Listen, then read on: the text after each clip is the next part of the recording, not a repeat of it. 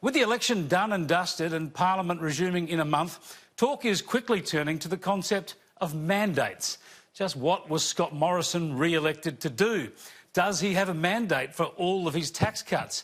What else does he have a mandate for?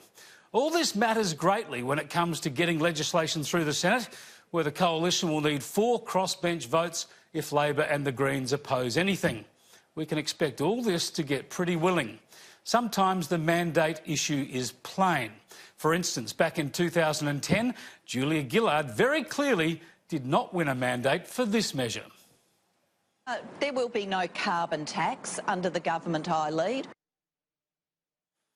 3 years later, Tony Abbott certainly won a mandate to axe that carbon tax, but there were other measures he certainly did not win a mandate for. No cuts to education, no cuts to health, no change to pensions, no change to the GST, and no cuts to the ABC or SBS. So what you put up before the election counts. It counts with the public and it counts in Parliament. One of this Parliament's pivotal crossbenchers will be Stirling Griff from the Centre Alliance, or the old Nick Xenophon outfit. And he's given a pretty practical definition of a parliamentary mandate. The only true mandate is when voters give a single party control of both houses, and that hasn't happened in this particular instance, he told the Sydney Morning Herald just after the election. That gives senators quite a bit of wriggle room. But clearly what the parties have put to the electorate will influence the debate and the decisions. So the media gets involved very quickly in the job of interpreting the mandate. Here are a few random thoughts 2 weeks on from the federal election.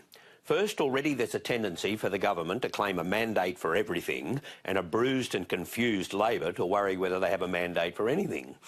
Bottom line, the election was close enough to demand very careful analysis on what really drove the result.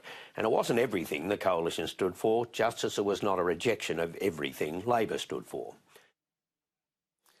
Other left-of-centre commentators are also keen to constrict the Morrison government's mandate. At the Sydney Morning Herald, for instance, Peter FitzSimons, who rails against the coalition on fashionable causes, decided that the Morrison government, Prime Minister Scott Morrison, was the first PM in Australia to be elected on a mandate to do not much in particular. This is a little inconsistent, given that just last August, perhaps feeling confident about who might form the next government, he tweeted that we should have an election and whoever wins should have a fresh mandate to get things moving. During the campaign, Bill Shorten argued that Labor would have a strong mandate because its policies were laid out. I'm not so quick as you, Mark, to dismiss the concept of mandate. I think even our harshest critics would say that we're putting our policies out there first. So I do believe we will have a mandate.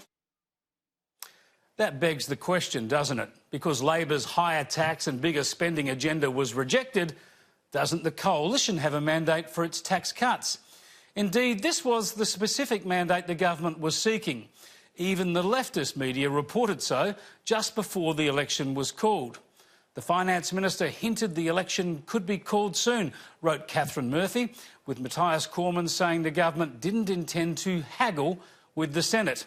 Instead, it would return after the election with a mandate from voters to push through its budget plan. Well reported by The Guardian, and so it came to pass. The government took its tax cuts to the election and it won a mandate. Labor agrees now to the first stages of tax cuts for this parliamentary term, but it's holding out on the medium-term parts of the package. It'll be interesting to see if any crossbench senators in particular are prepared to stand between mainstream voters and promised medium-term tax cuts, especially given there will be another election before they're delivered. You can expect much more discussion and repositioning around the concept of a mandate.